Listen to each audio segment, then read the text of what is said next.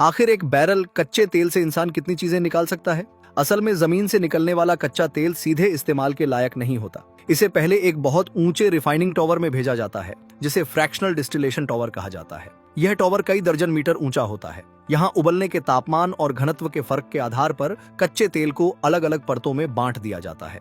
आखिर में कच्चे तेल को 7 मुख्य हिस्सों में अलग किया जाता है। सबसे ऊपर वाली परत होती है लिक्विफाइड पेट्रोलियम गैस। यही गैस सीधे हमारे घरों तक पहुंचती है और रसोई के गैस चूल्हे में जलती है। उसके नीचे आता है गैसोलीन यानी पेट्रोल। एक दिलचस्प बात यह है कि पेट्रोल पूरे कच्चे तेल का सिर्फ लगभग 20% ही होता है। तीसरी परत होती है नफ्था।